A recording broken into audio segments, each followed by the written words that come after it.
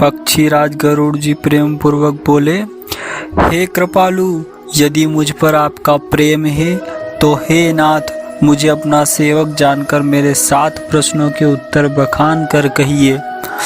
हे नाथ, हे धीर बुद्धि, पहले तो यह बताइए कि सबसे दुर्लभ कौन सा शरीर है, फिर सबसे बड़ा दुख कौन है, सबसे बड़ा सुख क्या है, यह भी विचार कर कहिए। संत और असंत का मर्म आप जानते हैं, उनके सहज स्वभाव का वर्णन कीजिए। फिर कहिए कि श्रुतियों में प्रसिद्ध सबसे महान पुण्य कौन सा है और सबसे महान भयंकर पाप कौन है। फिर मानव रोगों को समझाकर कहिए, आप सर्वज्ञ हैं और मुझ पर आपकी कृपा भी बहुत है। काकभुजचंडी जी ने कहा, हे तात, अत्यंत आदर और प्रेम के साथ सुनिए, मैं यह नीति संक्षेप में आपसे कहता हूँ। मनुष्य शरीर के समान कोई शरीर जगत में नहीं है। चर अचर सभी जीव उसकी याचना करते हैं। यह मनुष्य शरीर नरक, स्वर्ग और मोक्ष की सीढ़ी है। कल्याणकारी ज्ञान, वैराग्य और भक्ति को देने वाला है। ऐसे मनुष्य को धारण करके भी जो लोग श्री हरि का भजन नहीं करते और नीच से भी नीच विषयों में अनुरक्त रहते हैं, वे पारसमणि को हाथ से फेंक देते हैं और बदले में कांच के टुकड़े ले लेते हैं।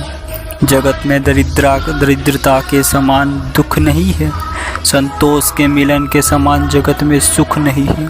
और हे पक्षीराज, मन, वचन, शरीर से परोपकार करना यह संतों का सहज स्वभाव है। संत दूसरों की भलाई के लिए दुख सहते हैं और अभागे असंत दूसरों का दुख पहचाने के लिए। कृपालु संत भोज के वृक्ष के समान दूसरों के हित के लिए भारी विपत्ति सहते हैं, किंतु दुष्ट लोग सन की भांति दूसरों को बांधते हैं और अपनी खाल खिंचवाकर विपत्ति सहकर मर जाते हैं। हे सर्पों के शत्रु गरुड़ जी, सुनिए, दुष्ट बिना किसी स्वार्थ के सांप और चूहे के समान अकारण ही दूसरों का उपकार करते हैं। वे पराई संपत्ति का नाश करके स्वयं नष्ट हो जाते हैं, जैसे खेती का नाश करने वाले ओले नष्ट हो जाते हैं। दुष्ट का अभ्युदय प्रसिद्ध अधम ग्रह केतु के उदय की भांति जगत के दुख के लिए ही होता है, और संतों का अभ्युदय सदा ही सुखकर होता है। जैसे चंद्रमा सूर्य का उदय विश्व भर के लिए सुखदायक है। वेदों में अहिंसा को परम धर्म माना है, पर निंदा के समान भारी पाप नहीं है। शंकर जी और गुरु की निंदा करने वाला मनुष्य मेंढक होता है, वह 1000 जन्म तक वही मेंढक का शरीर पाता है। ब्राह्मणों की निंदा करने वाला व्यक्ति बहुत से नरक भोग कर फिर जगत में कोए का शरीर रूप धारण जन्म कर लेता है। जो अभिमानी जीव देवताओं और वेदों की निंदा करते हैं, वे रोरव नरक में पड़ते हैं। संतों की निंदा में लगे हुए लोग उल्लू होते हैं। जिन्हें मोह रूपी रात्रि प्रिय होती है, ज्ञान रूपी सूर्य जिनके लिए बीत गया है, अस्त हो गया रहता है। जो मूर्ख मनुष्य सबकी निंदा करते हैं, वे चमगादड़ होकर जन्म लेते हैं। हे तात, अब मानस रोग सुनिए, जिनसे सब लोग दुख पाया करते हैं। सब रोगों की जड़ मोह है। व्याधियों से फिर और बहुत से शूल उत्पन्न होते हैं। काम वात है, लोभ अपार कफ है, क्रोध पित्त है, जो सदा छाती जलाता रहता है। यदि कहीं ये तीनों भाई वात, पित्त, कफ प्रीति कर ले तो दुखदायक सन्निपात रोग उत्पन्न होता है। कठिनता से प्राप्त होने वाले जो विषयों के मनोरथ है, वे ही सब शूल कष्टदायक रोग है।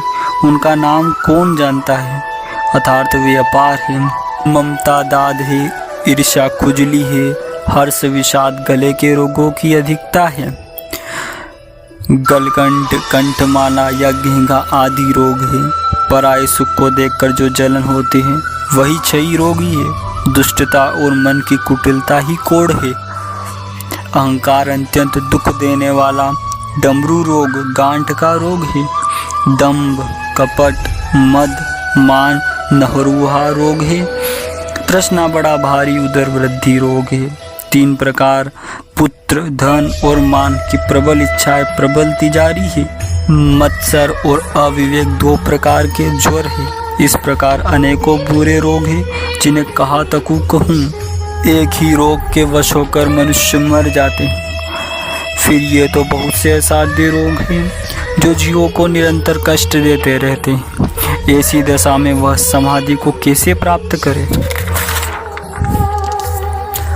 नियम, धर्म, आचार, तप, ज्ञान, यज्ञ, जप, दान और भी सैकड़ों औषधियाँ, परंतु हे गरुड़ जी, उनसे ये रोग सदा नहीं जाते।